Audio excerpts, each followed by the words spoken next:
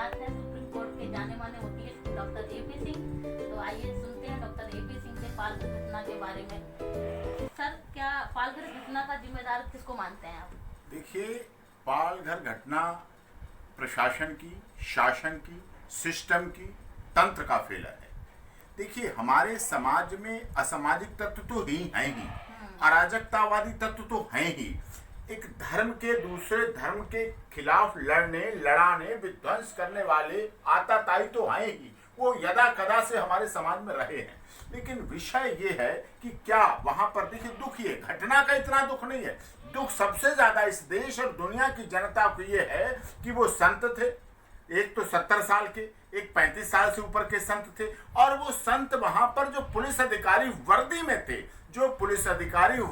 थे, arms ammunition के साथ थे, उनका हाथ पकड़ के, उनके साथ लग के, उनके पीछे छुप के, उनके साथ दुबक के अपने को बचने का पूरा जिंदगी मांग रहे थे, वो जिंदगी को उनसे भीख मांग रहे थे। और दूसरे लोग जो आताताई थे, जो एक तरह से गुंडागर्दी, जो वहां पर हुआ क्राइम, इतना बड़ा संगठित क्राइम हुआ, एसोसिएट क्राइम हुआ और सोची समझी साजिश के तहत क्राइम हुआ, एक षड्यंत्र के साथ क्राइम हुआ, क्योंकि वहां लाठी डंडों और इस तरह के जो डेडली वेपन, इसकी क्या जरूरत थी, और वो उनके साथ हुआ। और भगवा वस्त्रधारी साधु जो भगवा वस्त्र पहने हुए है, आप जो 70 साल से उम्र का, क्योंकि जो मारने वाले थे, जो अपराधी थे, उनकी उम्र देखिए, सब युवावस्था में थे और सब पूरा एकदम टूट पड़े उस पर लाठी। कैसे टूट सकते हैं एक भगवा वस्त्र, एक बुजुर्ग व्यक्ति पर, जो एक असहाय है, निहत्था है, जो खुद वहां निसहाय है, दो लोग हैं, उन पर कैसे टूट सकते हैं? वो क्या प्लान था, वो क्या साजिश थी, वो क्या षड्यंत्र था, वो अंतर्मन से कैसे हो गया मुंबई जैसे महानगर में? और फिर ऐसा हुआ, फिर उसके बाद वहां मार दिया गया। और पुलिस अधिकारी अपने शस्त्रों का प्रयोग किस लिए दिए गए हैं? ये हथियार ये उनके नहीं है बपौती, ये इस देश की जनता के हैं, इस देश के 123 करोड़ लोगों के हैं। उनकी मेहनत से तनख्वाह उन्हें मिलती है, देश की रक्षा की वजह से मिलती है, लॉ एंड ऑर्डर मेंटेन करने के लिए उन्हें मिलती है। तो ये किस तरह से हुआ? और वहां घटना को अंजाम दिया गया और लॉकडाउन का पालन कर रहे थे। जो मृतक हैं वो तो लॉकडाउन का संत तो पालन कर रहे थे और अपने गुरु के अंतिम संस्कार में भाग लेने जा रहे, लेकिन वहां पर जो 200 से 500 लोग इकट्ठे थे, वो किस लिए इकट्ठे थे, वो क्यों इकट्ठे थे, वो किस लिए लॉकडाउन था? जब गृह मंत्रालय कर रहा है, कह रहा है, हमारे देश के प्रधानमंत्री कह रहे हैं लॉकडाउन है, जब महाराष्ट्र के मुख्यमंत्री कह रहे हैं 30 अप्रैल तक लॉकडाउन है, जब डिक्लेयर कर रहे हैं, तो फिर किस लिए था? जब ये सब कुछ है और हो रहा है, तो ये कौन कानून को तोड़ रहा था, क्यों कानून को तोड़ रहा था, किस लिए कानून को तोड़ रहे थे?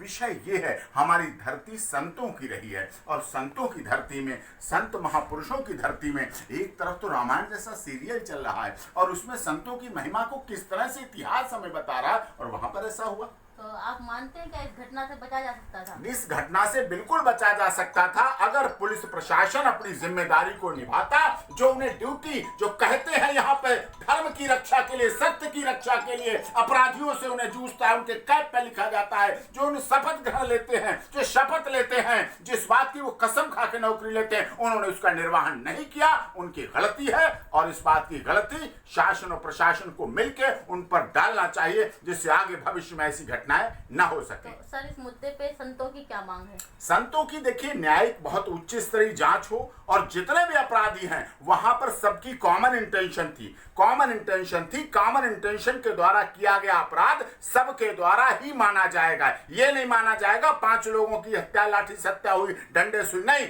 जब सब इकट्ठे थे, अगर उनमें से कोई एक बचाने का प्रयास करता तो हम उसकी इंटेंशन नहीं मांगते। अगर उसका हाथ टूटा होता, अगर उसके भी सिर में चोट आई होती, अगर उसके भी कंधे पे चोट आई होती, तो मैं मानता उसका रोल नहीं था। सबका बराबर रोल है, सब बराबर अपराधी हैं, सब कॉमन इंटेंशन है। इसकी न्यायिक जांच हो, दंड मिले, सजा मिले।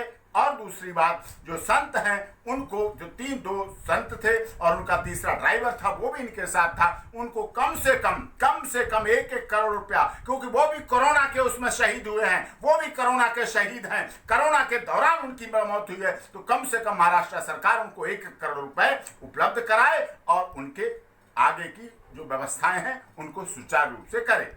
तो क्या लगता है आपको महाराष्ट्र में राष्ट्रपति शासन लागू होगा? देखिए, जैसा लॉ एंड ऑर्डर वहां डिस्टर्ब हुआ, कोरोना के लिए कोई भी हुआ, पिछली बार आपने देखा मुंबई में स्टेशन पे हजारों लोग इकट्ठे हो गए। आज पालघर में 4 दिन पहले आप देख रहे हैं वो इकट्ठे हो रहे हैं। खबरों को दबाया गया, सूचनाओं को दबाया गया। जब ये हत्या हो चुकी थी, मॉब लिंचिंग किस बात की? जब मॉब ही नहीं इकट्ठा हो सकता, 10-15 लोग ही नहीं इकट्ठे होने का कानून है, 144 लगी हुई है, इमरजेंसी लगी हुई है, सब जगह लॉकडाउन है। किस लिए इकट्ठे हुए? किस साजिश के तहत इकट्ठे हुए? किस षड्यंत्र के तहत इकट्ठे हुए? उनकी मानसिकता क्या थी? उनकी मानसिकता विक्षिप्त थी, वो मानसिक रोगी थे। और ऐसे मानसिक रोगियों का इलाज कठोर से कठोर दंड करा के करना चाहिए और राज्य सरकार को भी जिम्मेदारी लेना चाहिए। देश के गृह मंत्री माननीय अमित शाह जी हैं, बहुत सशक्त गृह मंत्री हैं, उन्हें इस पर तुरंत एक्शन लेके वहां कार्य करना चाहिए। और देश के महामहिम राष्ट्रपति जी, देखिए, हमारा देश का राष्ट्रपति बहुत पावरफुल है। लोग कहते रहते हैं वो रबड़ की मोहर है, लेकिन मैं चाहता हूं कि देश के महामहिम राष्ट्रपति उस पर कठोर कदम उठाते हुए, एक 2-3 संतों की नहीं, 2 संतों और उनके ड्राइवर की हत्या का मामला नहीं है, ये सनातन संस्कृति की ऊपर हमला है और उस पर एक्शन लेके राष्ट्रपति शासन लागू होना चाहिए, जिससे लॉ एंड ऑर्डर मेंटेन हो सके। क्योंकि कोरोना भी सबसे ज्यादा महाराष्ट्र में फैला है, इसके भी वही दोषी है। हमारे साथ थे सुप्रीम कोर्ट के जाने माने वकील डॉक्टर AP सिंह, जिनसे हमने पालघर के मुद्दे पर उनके विचार लिए। Thank you sir. दोस्तों, ऐसे ही ताज़ा अपडेट्स के लिए हमारे चैनल को लाइक और सब्सक्राइब करना ना भूलें।